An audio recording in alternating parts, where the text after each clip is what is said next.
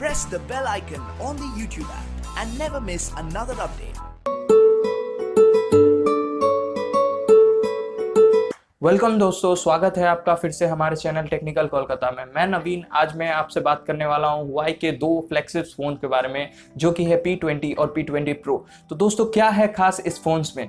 तो मैं पहले बात करता हूं P20 की। तो P20 में एक आपको मिल जाता है पहला डिस्प्ले, जो कि है 5.9 इंचेस, जो है इन्फिनिटी डिस्प्ले और जिसका रेशियो है 18:9। तो इस फोन्स में डिस्प्ले बहुत एक अच्छा रोल प्ले कर रहा है, क्योंकि प्रो में आपको मिल जाता है वही 2K display with full HD resolution, और उसके साथ ही आपको एक ऐसा फील मिलता है जो कि आपने एप्पल आईफोन X में देखा होगा। तो दोस्तों, P20 और P20 के प्रो के स्पेसिफिकेशंस मैं आपको फुल्ली बताता हूं। अब आ जाते हैं उसके रैम पे। तो रैम तो P20 में आपको मिलता है 4GB रैम वेरिएंट और P20 प्रो में मिलता है आपको 6GB रैम वेरिएंट।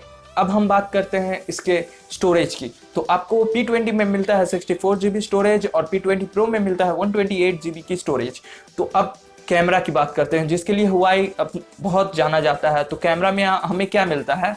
P20 में हमें मिलता है एक रियर कैमरा, जो कि है 20 मेगापिक्सल प्लस 16 मेगापिक्सल मोनोक्रोम, और जिसमें मिलती है हमें AI स्टेबलाइजेशन। जी हाँ दोस्तों, AI स्टेबलाइजेशन वो स्टेबलाइजेशन होती है जो आर्टिफिशियल इंटेलिजेंस से काम करती है। मतलब अगर सामने कोई बंदा हो तो वो अपने आप पोर्ट्रेट मोड ऑन हो जाता है, और सामने कोई लैंडस्केप हो तो वो लैंडस्केप मोड में चला जाता है, और वो लाइटिंग भी खुद एडजस्ट कर लेती है। तो हमें कुछ ज़्यादा करने की ज़रूरत नहीं होती है।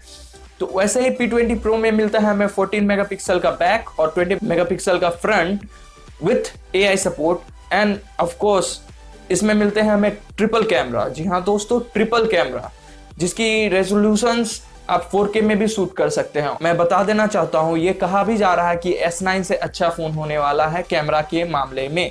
तो दोस्तों, हुआई अपने फोन्स में हर चीज एक नए लेवल पे लाना चाहता है, लेकिन हर वक्त इसके प्राइस रेंज बहुत एक्सपेंसिव हो जाते हैं। तो हम बात करते हैं इसके प्राइस रेंज की। तो इसकी प्राइस रेंज स्टार्ट होती है इंडियन मार्केट में 52,000 पे, और इसके जो P20 Pro है इसके प्राइस रेंज स्टार्ट होते हैं 62,000 पे। तो दोस्तों, ये बहुत ही एक्सपेंसिव है, क्योंकि S9 जो कि लॉन्च होने वाला है उसका भी प्राइस रेंज इसके अगल बगल ही होगा। तो इस हिसाब से ये थोड़ा एक्सपेंसिव है, लेकिन जब इसे पेरिस में लॉन्च किया गया था तो इसे यूरोज में डिफाइन किया गया था, और अब ये इंडिया मार्केट में आने के बाद कुछ सस्ता भी हो सकता है। तो हम अब बात करते हैं इंडिया मार्केट में ये फोन्स चलेंगे कि नहीं। जैसा कि दोस्तों आप जानते हैं कि चाइना में हुआई बहुत एक लेवल पे है, जो कि है 3rd largest seller of smartphone in the world, और चाइना में ये फर्स्ट बेस्ट सेलर है।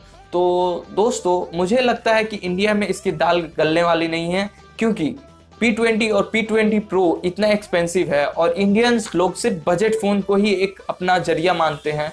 तो Xiaomi से कम्पिटिट करने के लिए हुआई के पास अब बहुत ही लो बजट स्मार्टफोन्स नहीं है, जो कि था Honor 7X। Honor 7X भी उतना अप टू द मार्क नहीं था, जो कि MI A1 से कॉम्पिटिट कर रहा था। लेकिन मैं बता देना चाहता हूं कि अगर आप ये फ़ोन लेने के बारे में सोच रहे हैं तो आप एक बार S9 को कंसिडर करें, क्योंकि ये फ़ोन उतना खास भी होने वाला नहीं है। और मैं ये आपको बता देना चाहता हूँ, एक इंडियन कंज्यूमर होने के कारण मैं चाहता हूँ कि जितने से जितने सस्ते में हो सके मैं एक ऐसा फ़ोन लूँ जो कि एक फीचर पैक्ड हो और सबसे स्मार्ट हो। तो दोस्तों, ये था मेरा वीडियो हुआई के ऊपर, और ये मेरा पर्सनल ओपिनियन था। मैं किसी कंपनी को ये नहीं करना चाहता हूँ कि वो कंपनी मुझे सू कर दे।